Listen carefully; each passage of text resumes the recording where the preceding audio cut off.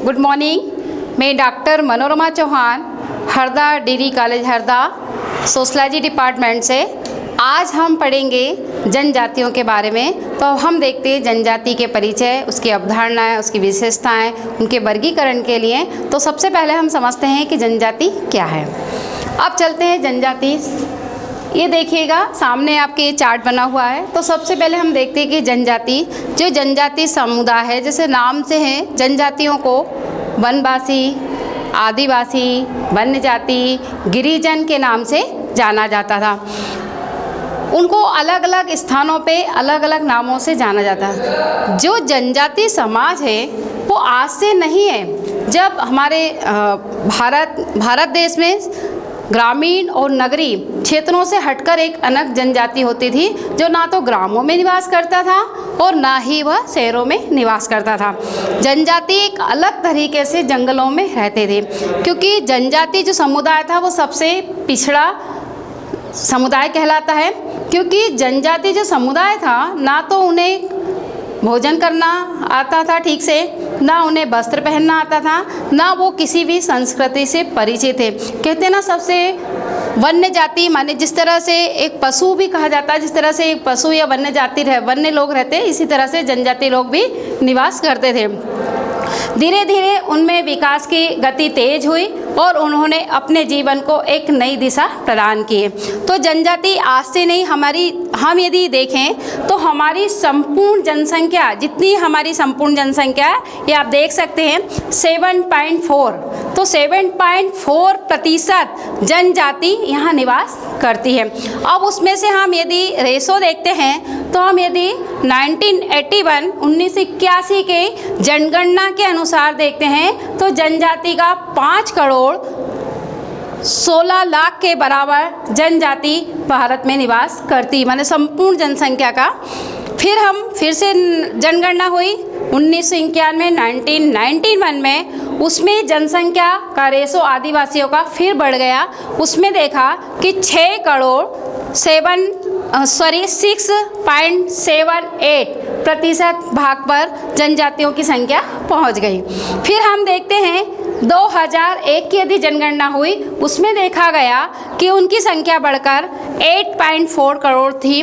लेकिन धीरे धीरे जनजातियों का रेशो बढ़ता जा रहा है। जनजातियों के रेशो के साथ बढ़ने के साथ उनकी जो आवश्यकताएं हैं वो भी पूरी हो रही है, और वो अपने जो असभ्यता से निकलकर सभ्यता की ओर जा रहे हैं। क्योंकि कहा जाता है कि जो जनजाति समाज था वो बर्बरता युग से चला रहा था। जंगलों में पशुओं के साथ में रहना, पशुओं जैसा उनका जीवन था। ना उन्हें अपनी भाषा का ज्ञान था, ना उन्हें अपने रहने सहने का भी।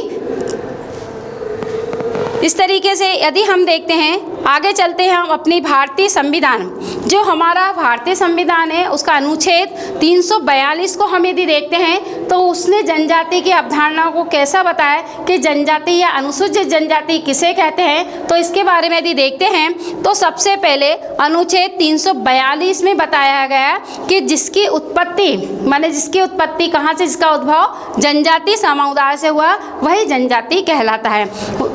नेक्स्ट यदि देखते हैं भौगोलिक क्षेत्र से, तो पहले भी हमने देखा है, उसके इंट्रो में परिचय में देखा कि जो जनजातीय समुदाय है वो बहुत पिछड़ा हुआ था, सामाजिक स्तर पर, सांस्कृतिक स्तर पर, भौगोलिक स्तर पर और आर्थिक स्तर पर पिछड़ा था। इसलिए वह ऐसी जनजाति है जो पूरी तरह से भौगोलिक स्तर से पिछड़ी हुई है। तो हम ये देख सकते हैं कि वह जनजाति जो भौगोलिक क्षेत्र से पिछड़ी हुई, वही जनजाति कहलाती है। नेक्स्ट यदि हम उसकी तरफ देखते हैं, उसके विशेषताओं या उसके लक्षणों को देखते हैं, तो देखते हैं कि जिसका जीवन आदिम विशेषताओं से युक्त है।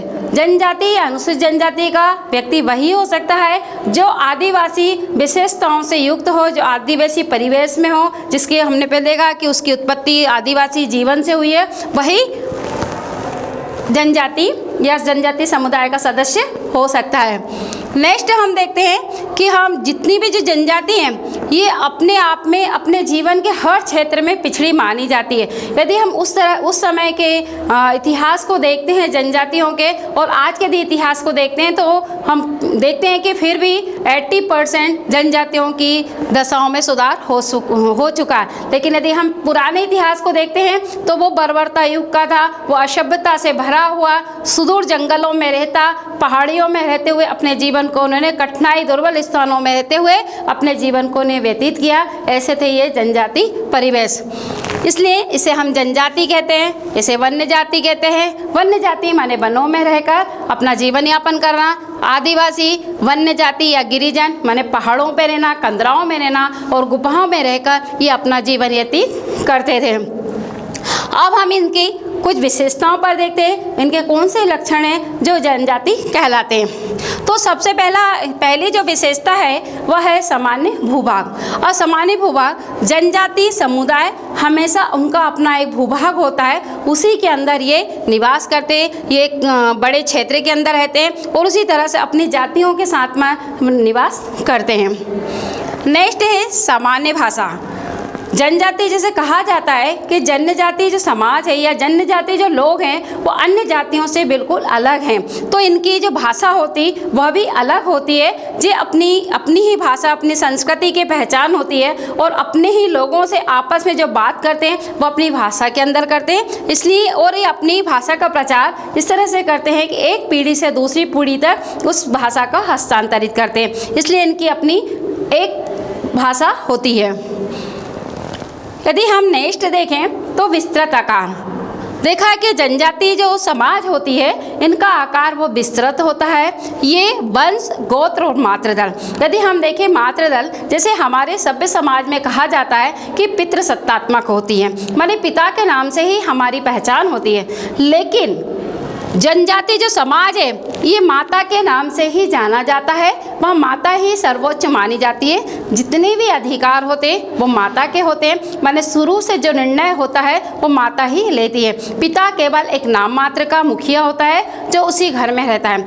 ये भी कहा जाता है कि पिता को अपनी ससुराल में, माने जो मातृदल है उसी में रहना पड़ता है, वो अपने परिवार को छोड़कर अपने ससुराल में ही रहता है। क्योंकि इसलिए कहा जाता है क्योंकि मातृ सत्तात्मक है तो वंश और गोत्र के नाम से ही जाना जाता है, इसलिए इनका आकार कैसा होता है, बड़ा होता है। सबसे बड़ी एक विशेषता है जो देखने में आती, अंतर्विवाह। जनजाति जो समाज है इसमें अंतर्विवाह की प्रथा प्रचलित है और वो आज भी है। देखा जा सकता है कि ये अपनी ही जाति, अपनी ही गोद, अपनी ही मातृदल के अंदर ही विवाह करना पसंद करते हैं, अपनी ही जाति के लोगों में विवाह करते हैं। यदि कोई इस तरह से अंतर्जातीय विवाह नहीं करता, अपनी जाति के अंदर विवाह करता है तो उसको दंड दिया जाता है या उसको अपनी जाति से निष्कासित कर दिया जाता है। मतलब जाति से उस लड़के या लड़की को तो करते हैं लेकिन उसके परिवार को भी उस जाति के से बाहर कर दिया जाता है। तो यह और इसलिए इनमें अंतर्विवाह प्रचलित है। हर इनका अपना एक नाम होता है, जनजातियों का अपना एक नाम होता है और उसी के नाम के अनुसार इनका स्थान है। नेक्स्ट देखते हैं हम सामान्य संस्कृति। जनजातियों की अपनी एक संस्कृति होती है, उनके वे अपनी संस्कृति पे विश्वास करते हैं और उसी संस्कृति में रहते हुए अपनी संस्कृति को बनाए रखते हैं। उनके वेशभूषा, खान पान, विश्वास, ये सब उनकी संस्कृति के अंतर्गत आते हैं और उनकी अपनी सबकी संस्कृति एक सामान्य रूप से पाई जाती है। सबसे एक और अच्छी विशेषता है आर्थिक निर्भरता। जनजातीय समाज जब से उद्भव में आया है तभी से वो आत्मनिर्भर है और ये हम देखते हैं कि जनजातीय समाज आज भी आत्मनिर्भर है। वहाँ चाहे लड़की हो, लड़का हो, महिला हो, पुरुष हो, सब अपना काम स्वयं करते हैं। माने पारिवारिक जिम्मेदारी तो निभाते हैं लेकिन अपनी व्यावसायिक जिम्मेदारी भी वो स्वयं निभाते हैं, माने स्वयं अपना व्यवसाय करते हैं। इसलिए कहा जाता है कि जो जनजाति समुदाय है या जनजाति जो लोग हैं वो आत्मनिर्भर है। नेक्स्ट है राजनीतिक संगठन। जनजाति जो समुदाय है वो सभ्य समाज के राजनीतिक संगठन से, पॉलिटिकल ऑर्गेनाइजेशन से बिल्कुल अलग है। उनका जो राजनीतिक संगठन है उसमें उनका जो मुखिया होता है, जो वंशागत मुखिया होता है, वही उसके नियम और कानूनों को चलाता है और उन्हीं नियम और कानून को उनको बनाना होता है। इसलिए उनका जो राजनीतिक संगठन है वो हमारे सभ्य समाज से बिल्कुल अलग होता है। नेक्स्ट है सामान्य निषेध। जनजातीय समाज में कुछ ऐसे निषेध पाए जाते हैं और उन निषेधों का पालन सभी को करना होता है। यदि हम देखा जाए, यदि किसी उसमें लिखा है कि यदि बिल्ली का रास्ता काटना या कुत्ते का भूखना या उल्लू का बोलना या बहुत सारे ऐसे निषेध हैं, उन निषेधों को सभी जनजातीय लोगों को मानना होता है। तो इसलिए कहा जाता है कि जनजातीय लोगों में सामान्य निषेध भी पाया जाता है। नेक्स्ट देख सकते हैं हम सामान्य विशिष्टता, धार्मिक विशिष्टता। जनजातीय समुदाय में एक सामान्य विशिष्टता होती है। आपने सुना होगा टोटम का नाम। टोटम क्या होता है हम उसके बारे में जानते हैं। टोटम होता है, ये इनके गोत्र पर होता है, वंश नाम के अवसर होता है। टोटम किसी पशु, पक्षी, जल, अग्नि, पृथ्वी, किसी जानवर, किसी वस्तु, किसी जीवित अजीवित व्यक्ति, तो इस तरीके से इनका अपना एक नाम होता है। यदि किसी व्यक्ति का पेड़ या मछली या जल या मिट्टी यदि उसका टोटम है तो वह उस चीज़ को हानि नहीं पहुंचाएगा, ना उसको किसी प्रकार की हानि होने देगा। तो इस तरह से टोटम का भी अपना एक महत्व होता है। आपने यदि देखा होगा कभी कि जनजातीय लोग अपने शरीर के ऊपर पूरी तरह से अपने टोटम, जिसको गुदना कहा जाता है, इसी तरह से उस गुदने के अंदर अपना जो टोटम होता है, मानिए यदि किसी का टोटम वृक्ष है, किसी का टोटम मिट्टी है, किसी का मछली है, पानी है, अन्य कोई भी है, तो उसके चित्र अपने शरीर के ऊपर वो गुदवा लेते हैं और कभी भी इस तरीके से उन लोगों को हानि पहुंचाने की कोशिश नहीं करते। तो इसलिए कहा जाता है कि धार्मिक विशिष्टता का बहुत महत्व पाया जाता है। जनजातीय लोग धार्मिक विश्वासी होते हैं, धर्म को बहुत ज़्यादा तरीके से मानते हैं। सामाजिक संस्करण का अभाव, ये बहुत अच्छी बात है कि जनजातीय जो समाज है इसमें सामाजिक, आर्थिक और सांस्कृतिक संस्करण का अभाव पाया जाता है। यदि हम अपने सभ्य समाज की बात करें तो हमारे सभ्य समाज में ये चीज़ देखने को मिलती है, लेकिन यदि कोई जनजातीय समाज का व्यक्ति या जनजातीय व्यक्ति यदि आर्थिक क्षेत्र से पिछड़ा हुआ है, सामाजिक क्षेत्र से पिछड़ा हुआ है या राजनीतिक क्षेत्र से पिछड़ा है, तो उसमें ऊंच नीच का कहीं भी भाव नहीं पाया जाता है। वो अपने जितने भी जाति भाई हैं, जितने भी जनजातीय समुदाय के लोग हैं, सभी को वह एक कैटेगरी में रखते हैं और एक तरह से उनका व्यवहार करते हैं। तो हम देखते हैं कि जनजातीय समुदाय एक सरल समाज है, एक सीधे साधे प्रकृति को पूजने वाले, वो प्रकृति को अपना मानने वाले समुदाय के लोग कहे जाते हैं। तो ये हमने देखा कि जनजाति के लक्षण देखे। अब हम देखते हैं जनजातियों का वर्गीकरण। जो जनजातीय समाज हैं, हम यदि देखते हैं उत्तर भारत से लेकर दक्षिण तक यदि देखते हैं तो सभी जगह पूरे विश्व में कहीं ना कहीं हम जनजातियों को देख सकते हैं, जनजातीय समुदाय के बारे में जान सकते हैं। तो अब हम चलते हैं जनजातियों के वर्गीकरण को समझने के लिए। तो अब देखते हैं जनजातियों का वर्गीकरण। अब जनजातियों का जो वर्गीकरण हुआ है वो भौगोलिक, प्रजाति, सांस्कृतिक, आर्थिक, इस तरीके से चार तरह से उनका हुआ। हम यदि भौगोलिक स्तर पर देखते हैं तो जनजातीय समुदाय कहाँ कहाँ पाए जाते हैं। यदि हम देखते हैं कि प्रजाति देखते हैं कि जनजातियों की कौन कौन सी प्रजाति होती है और कहाँ कहाँ ये निवास करती है।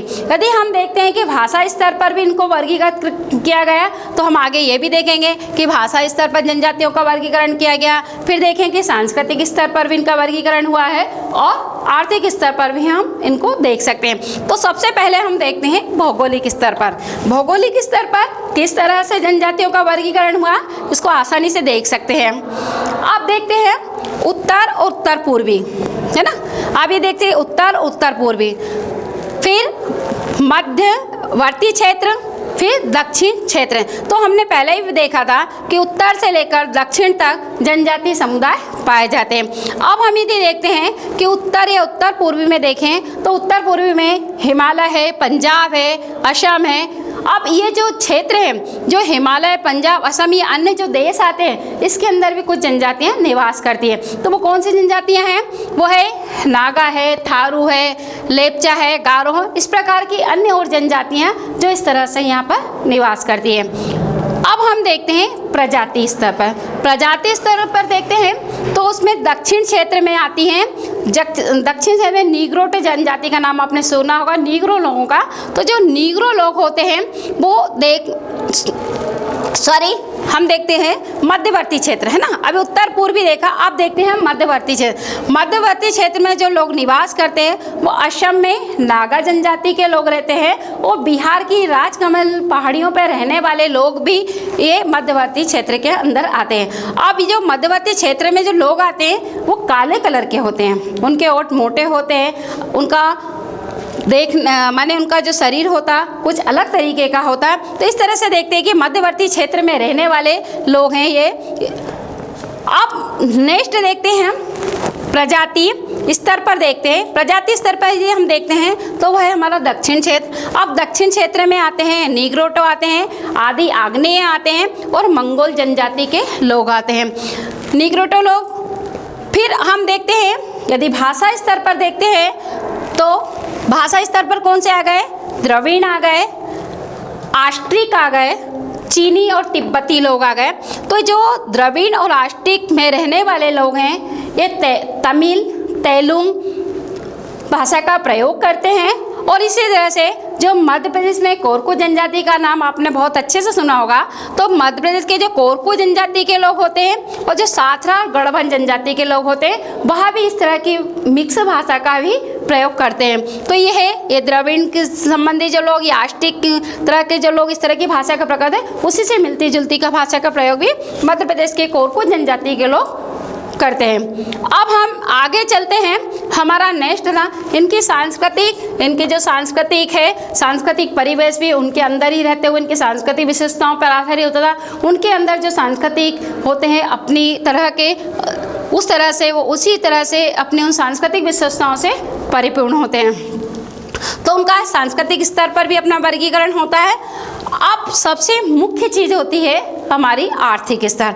यदि आर्थिक स्तर पर जो वर्गीकरण हुआ है तो उसको भी हम देखते हैं। तो सबसे पहले देखते हैं शिकार करने वाले, पशुपालक करने वाले, कृषि करने वाले और उद्योग करने वाले। तो सबसे पहले देखा कि जो लोग आर्थिक स्तर पर शिकार करने वाले, तो जब बर्बरता का युग था, हमारे आदिवासी लोग थे, जब उस समय में शिकार करके अपना और अपने परिवार का पालन पोषण करते थे। धीरे धीरे उनमें ज्ञान की वृद्धि हुई और उन्होंने शिकार करना छोड़ दिया या धीरे धीरे उससे दूर हो गए। अब जब शिकार करने का थोड़ा सा ज्ञान आया तो उसके बाद वो पशुपालक हो गए। उन्होंने कहा शिकार करना छोड़कर वो पशुपालक बने, लोग दुधारू पशुओं को पालने लगे और उसी तरह से उनका दूध बेचकर और अपने परिवार का और अपना लालन पोषण करने लगे।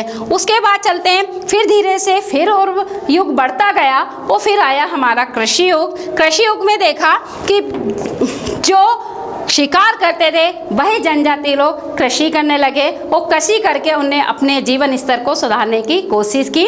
और इस तरह से शिकार के बाद धीरे धीरे वो उद्योगों में लग गए और उस तरह से जिस तरह से जंगलों से वह गोंद, हर्रा, बेड़ा या इमारती लकड़ियों का एकत्रित करते थे और उन चीज़ों को लाकर शहरों में बेचते थे और इस तरह से उन्होंने अपने आजीविका क्षेत्र को भी बढ़ाने की कोशिश की। तो इस तरह से हम देखते हैं कि जनजातीय समुदाय जितना पिछड़ा हुआ था, जितना बर्बरता युग से ग्रसित था, आज की स्थिति में हम देखते हैं तो आज हमारा जनजातीय समुदाय बहुत आगे की ओर है। और इस तरह से हमने अवधारणाओं को देखा, जनजातीय विशेषताओं को देखा, भौगोलिक स्तर पर देखा, सामाजिक स्तर पर देखा, प्रजाति स्तर पर देखा, भाषा स्तर पर देखा, सांस्कृतिक क्षेत्र में देखा और आर्थिक स्तर में देखा कि आज जनजातीय समुदाय की स्थिति बहुत अच्छी मानी जाती है। Thank you.